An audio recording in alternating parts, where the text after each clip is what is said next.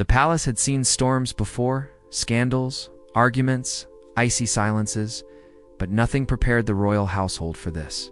In a single, stunning move, King Charles quietly cut all personal ties with Camilla's family, triggering a chain reaction so intense that even veteran royal guards were caught off balance. And when Camilla suddenly collapsed behind closed doors, palace protectors rushed in, fearing the worst. What really pushed Charles to this breaking point? And why did Camilla's shock shake the entire monarchy? Before we dive deeper into this emotional and unpredictable royal drama, make sure you hit like, subscribe, and tap the bell icon so you never miss the stories shaping the palace behind the cameras. Hey, share this with someone who follows the royal family as closely as you do. We're just getting started. It began quietly. So quietly that even those closest to the king didn't feel the tremor at first. But inside the palace, where every whisper carries and every gesture has history tied to it, a quiet decision can be louder than thunder. For months, something had been shifting between King Charles and Camilla's extended family. To the outside world, they appeared cordial, united, almost effortlessly blended. They'd noticed the small things first, the way Charles excused himself early from family dinners, the carefully chosen phrasing in official schedules, the subtle avoidance whenever certain names were mentioned. And then, one morning, before the sun had even burned through the London mist, Charles made his decision final. He severed all personal relations with Camilla's family. No announcement. No dramatic confrontation. Just a quiet, administrative, clean-cut one that carried more emotional weight than any public speech could. The king had reached his breaking point. But what pushed him there? That question would later echo through Buckingham Palace like a riddle. But to find the answer, you have to understand that the monarchy, despite its gold-plated edges, is held together by very human threads. And human threads fray. It started with a series of disagreements that built up behind closed doors. Camilla's relatives, particularly a few who enjoyed the newfound spotlight after her rise as queen consort, had become increasingly assertive in areas the king believed were not theirs to touch.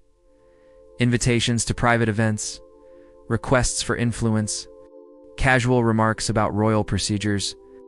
It wasn't malicious. Palace insiders say just careless. But when you're dealing with the crown, careless becomes dangerous. Charles, who carried the new weight of the monarchy on his shoulders after the passing of Queen Elizabeth, felt the pressure constantly. Every decision, every public moment, every slip of emotion, everything mattered. And while Camilla herself had been his closest companion, the behavior of some in her family had begun to feel like too much. Tension grew where warmth once lived. It was William who first noticed Charles withdrawing. William's relationship with his father had strengthened significantly in recent years. The two men found common ground through responsibility, loss, and the constant eyes of the public. So when Charles began skipping informal gatherings or offering polite but distant responses, William felt the shift instantly. Camilla felt it too. One evening, during a private dinner, the first real crack appeared. Sources later described the moment as emotionally cold, a silence heavy enough to crush the mood. Camilla tried to lighten it with a joke, something simple, something warm, but Charles didn't react. Not out of anger, but out of exhaustion. That exhaustion was becoming his default. The breaking point came weeks later. A private family discussion involving property arrangements and holiday plans spiraled into an uncomfortable debate. Voices weren't raised. This wasn't a shouting match, but there was tension thick enough to slice.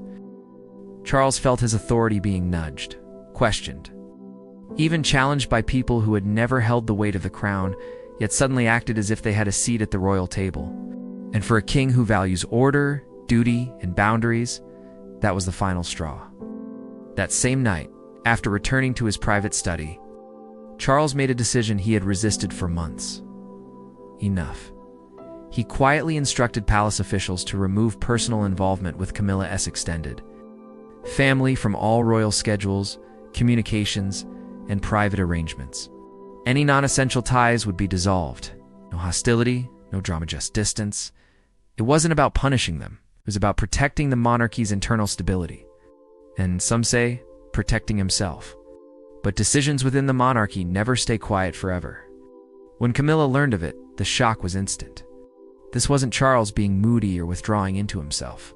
This was Charles taking a definitive step, one that touched her, her roots, and her emotional world. She confronted him gently, asking him why. Why now? Why so suddenly? Charles didn't raise his voice. He didn't point fingers.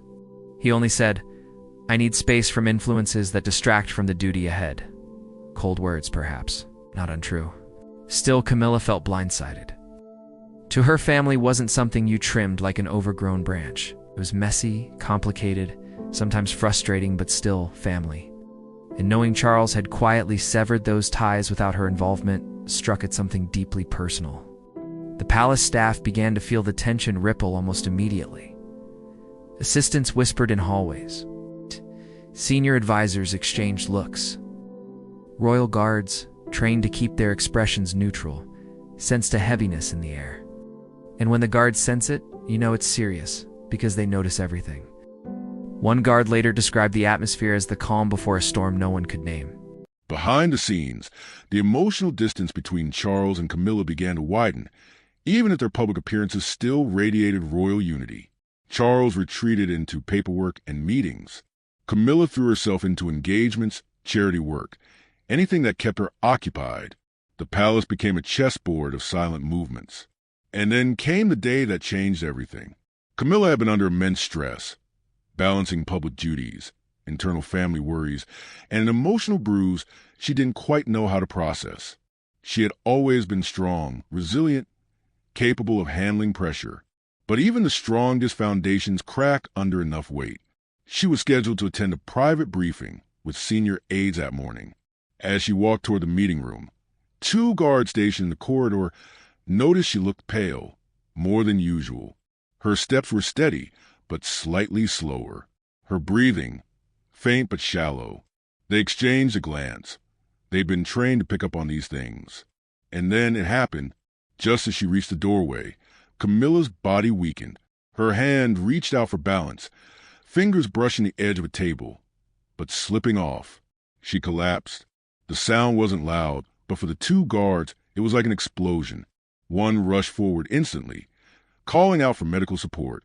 The other signaled through his radio, voice sharp, urgent, controlled. Palace medics were on the scene in under a minute. But in a palace where nothing ever moves chaotically, the sight of running staff sent shockwaves everywhere. Rumors sprinted faster than people. Charles, who had been reviewing documents in his study, was notified immediately. His reaction stunned everyone in the room. Whatever distance he had created evaporated in an instant. He stood up, visibly shaken, asking only one question. Where is she? The emotional storm he had tried so hard to contain finally surfaced. And as Charles hurried to the palace corridors, escorted by guards who had never seen him move so fast, one truth became undeniable. This wasn't just a political distance anymore. This had become a breaking of hearts. And the aftermath would change everything. The moment Camilla fell, the palace shifted from calm order to controlled chaos, something that almost never happens within royal walls. For years, the guards had rehearsed emergency drills. Fires, security breaches, unexpected intruders. But a senior royal collapsing? That triggered a different instinct altogether. The 2 royal guards closest to her reacted instantly. Their training is built on precision, but this moment demanded something deeper, human urgency. One knelt beside her, checking her pulse with steady hands, while the other moved with the speed of someone whose adrenaline had already kicked in, issuing a rapid call across the security channel. Medical priority, East Wing corridor. Immediate response. The words were calm, clipped, professional. But anyone listening could hear the tension just beneath the surface. Within seconds, palace medics rushed in with kits, oxygen, and portable monitors. The quiet corridor, usually marked only by soft footsteps and gentle murmurs, filled with sharp instructions and the rustling of equipment. Staff members who were passing through stopped abruptly, eyes wide, their expressions tight with worry. One of Camilla's aides, who had been walking just a few steps behind her previously, arrived breathless. She froze at the sight of Camilla on the floor, surrounded by guards. Her hands trembled until a medic gently asked her to step aside so they could work. Meanwhile, Charles was moving with a speed that stunned everyone who witnessed it. He had been informed that Camilla collapsed before anyone could fully explain her condition, and something inside him, something that had been buried under layers of responsibility and stress, snapped awake. The king rarely runs. Royals don't. They move swiftly, yes, decisively, absolutely, but never with frantic urgency. Yet that morning, Charles walked so fast the guards escorting him struggled to keep pace. His face was tight, his eyes focused, and his breathing heavy with worry. A senior guard later described him in 3 words, a husband first. As Charles approached the east wing, he heard the soft commotion before he saw it. The flashing medical device lights, the murmurs, the shuffle of shoes. And then he saw her, Camilla, pale, eyes half closed, breathing shallowly while medics tended to her. The king froze. Not because he was unsure what to do, but because the sight struck deeper than any political storm ever had. This wasn't the queen consort in front of him. This wasn't a public figure. This was Camilla, the woman who had walked beside him for decades, who had seen him through heartbreak, scandal, loss, and triumph.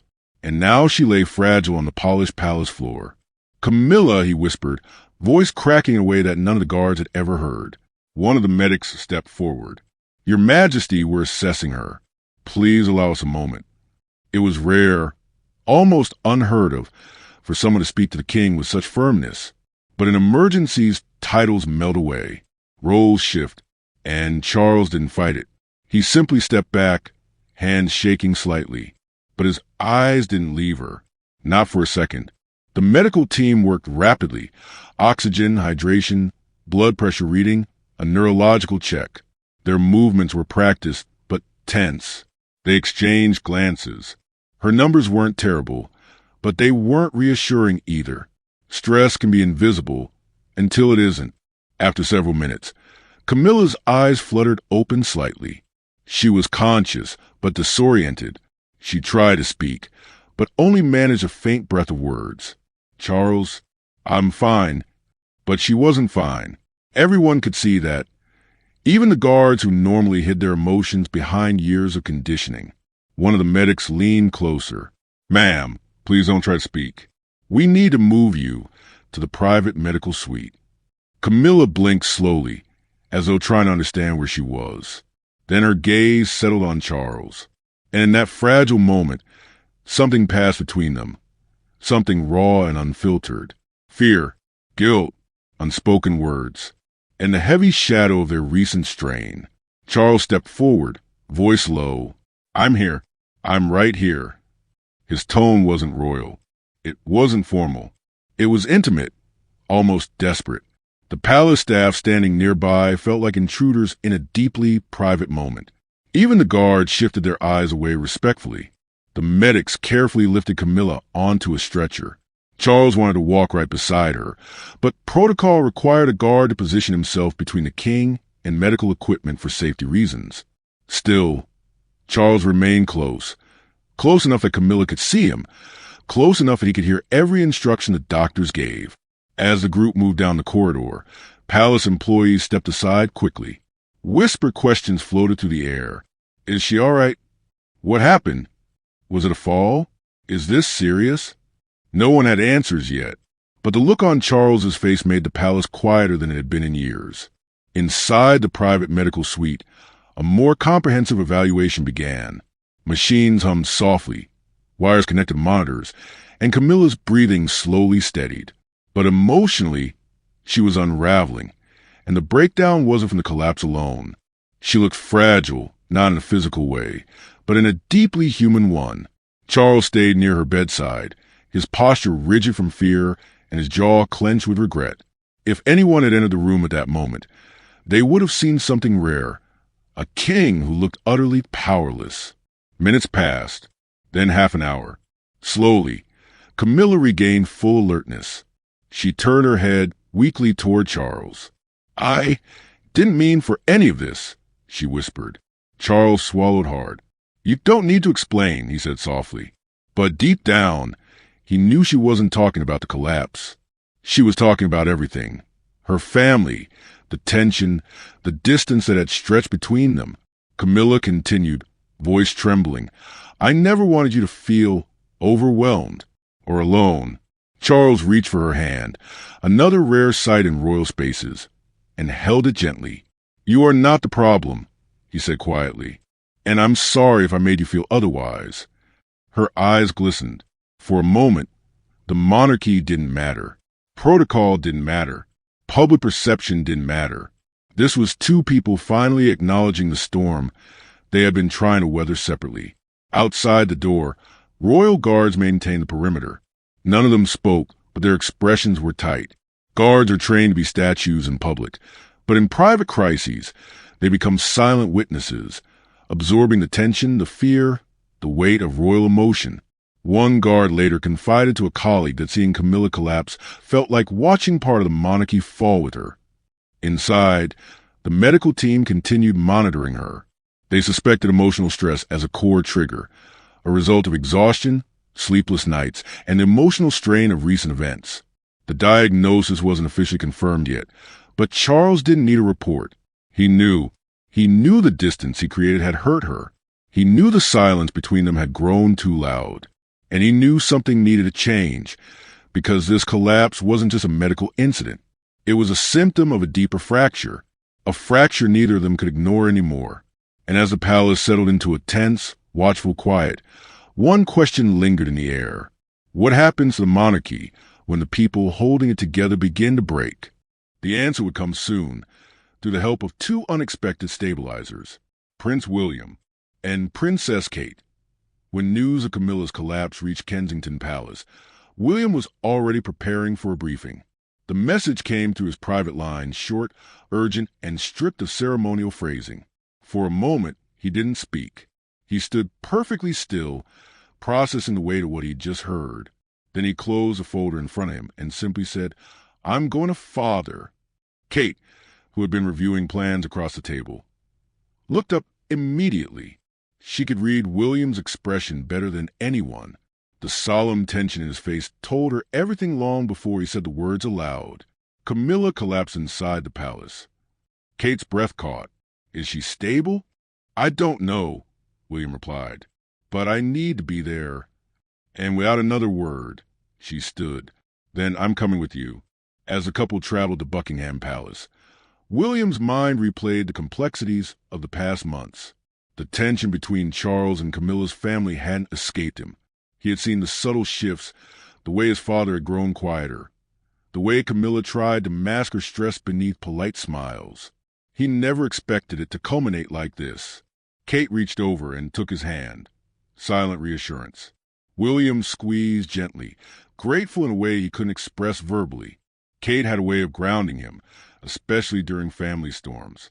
When they arrived, the palace guards greeted them with a demeanor that was calm, but visibly strained. A senior guard stepped forward. "Your Royal Highnesses, Her Majesty is conscious, but still under medical supervision." William nodded. "Where is my father?" "In the medical suite, sir. He hasn't left her side." That alone told William how serious this truly was. Inside the medical wing, the atmosphere was thick with tension. Staff walked quickly but quietly, aware that any sound could disrupt the fragile calm. William and Kate moved through the corridor with steady urgency. When they reached the private suite, the guards allowed them in without question, the first unspoken acknowledgement that this was a family moment, not a public one. Charles was seated beside Camilla's bed, leaning slightly forward, his elbows on his knees, his hands clasped tightly. The years of royal discipline couldn't hide the fear etched into his expression. When he looked up and saw William and Kate, something inside him softened, almost collapsing with relief. "Father," William said gently, approaching him. "How is she?" Charles exhaled slowly. "She's stable. Weak, but stable. They think it's stress, emotional strain, exhaustion." Kate moved next to Camilla, who managed a faint smile. "We're here," Kate whispered softly. "You just rest. The palace will be all right." Camilla nodded, though her eyes glistened with emotion. Charles rubbed his forehead. "I didn't realize how heavy things had become until it all broke." William placed a hand on his father's shoulder, a rare, grounding gesture. "You've been carrying everything alone again. You don't have to." It was one of those moments where roles flipped, where the son steadied the father. With Camilla resting, the three stepped outside the suite, giving the medic space. Royal guards lined the corridor, still monitoring every detail, their posture unwavering. But their eyes followed William and Kate closely, aware that the stabilization of the palace now rested partly on their shoulders. One guard, who had been one of the first of the collapse, quietly briefed William on the event. His voice remained professional, but the emotion in his eyes was clear. "She went down very fast, sir. No warning. We weren't prepared for it." "You handled it perfectly," William replied, sincere and steady. "Thank you." Guards rarely received personal praise from senior royals. The guard straightened, pride flickering through his disciplined expression. William then turned toward Kate. "We need to manage the palace. Keep things calm. Father needs to stay here with her," he said. Kate nodded. "I'll organize the staff and keep the public engagement smooth. We cannot let rumors get ahead of us." William sighed. "They're already whispering." Kate gave a half smile. "They always whisper. What matters is the message we project." That was Kate's strength, composure in moments when others faltered. Hours passed. The palace settled into a careful rhythm. William coordinated with senior advisors, speaking in firm, measured tones. Kate moved with grace and strategy, reassuring staff, offering guidance, creating a calm that spread naturally. But the royal guards, those silent pillars of the monarchy, were the true backbone that day. They watched every corridor, monitored every door, shielded every fragile moment. At one point, as William crossed the hallway, he paused as he passed three guards standing at attention outside Camilla's suite. Their posture was perfect, but their faces told a deeper story. "Long day?" William asked quietly. One guard responded without breaking formation. "We've seen longer, sir, but never one that felt like this." William gave a soft, almost knowing nod. "Thank you for everything." The guard didn't reply, but the slight tightening of his jaw showed the message hit home. Later, when Charles stepped out of the suite for a breather, William guided him to a quieter corner near a window overlooking the gardens. Charles sighed, leaning against the frame. "I pushed her too far. I pushed myself too far." "It's been difficult," William acknowledged. "But distance doesn't always protect the crown. Sometimes it just hurts the people who hold it up." Charles looked at him with tired eyes. "I didn't know how to handle everything. Your grandmother, her absence still echoes. I feel like I'm making every decision in the shadow." William took a moment, then said gently, "You're not alone in this, but you have to let us help." The words hit deeper than he expected. Charles felt the weight of them. Behind them, Kate approached quietly. "We've arranged support staff, adjusted your schedules, and postponed all non-essential engagements," she said. "You both need to be where you're needed most." Charles nodded, grateful. "Thank you, Catherine. Truly." Her kindness steadied more than just a palace that day. Before returning to Camilla's side, Charles asked William softly, "Will you stay a while?" "Of course," William said. "I'm not going anywhere." And for the first time in many months, the royal family wasn't moving in separate directions. They stood together, united by fear, by duty, and by the fragile truth that the monarchy was only as strong as the people holding it up from within. As the evening settled, the palace took on a hush, the kind that only follows intense emotion. Guards rotated shifts quietly, offering nods and soft greetings to one another. Staff walked lightly, speaking in lowered voices. Medics remained vigilant. Inside the suite, Camilla rested more peacefully. Charles sat beside her once again, but this time his posture was different, less guarded, more present. At the door, William and Kate stood together, exchanging a look that spoke volumes. A crisis had pulled them closer. A collapse had reminded them of their shared humanity. And a united front, anchored by love, loyalty, and responsibility, was beginning to rebuild the emotional foundation of the monarchy. But the aftermath? That would shape the palace in ways none of them could yet see. The morning after Camilla's collapse felt different, quieter, heavier, and strangely tender. Buckingham Palace has weathered every kind of storm imaginable, But emotional storms leave a more complicated residue. They settle into corners, cling to routines, press against the air like an unspoken truth. By sunrise, the palace staff moved with a mix of caution and purpose. Conversations were softer, steps slower. Even the birds in the courtyard seemed to chirp with less enthusiasm, as if mirroring the mood inside the royal walls. Camilla remained under close watch in the private medical suite, her energy slowly returning, but her spirit visibly shaken. She wasn't thinking about duties or appearances or public expectations. She was thinking about Charles and the widening gulf that had grown between them long before her collapse. The king had barely slept. Royal advisors suggested he rest, but Charles refused to leave Camilla's side for more than a few minutes at a time. He stayed awake, quietly reflecting on the choices that had brought them to this point. He had expected the crown to feel heavy, yes, but he hadn't expected the emotional consequences of trying to carry it alone. While the palace remained still, William and Kate were already awake and active. They'd taken on an invisible load, smoothing schedules, guiding staff, addressing early morning inquiries from the press without revealing more than necessary. As William read through the communications drafted overnight, he sighed softly and glanced at Kate.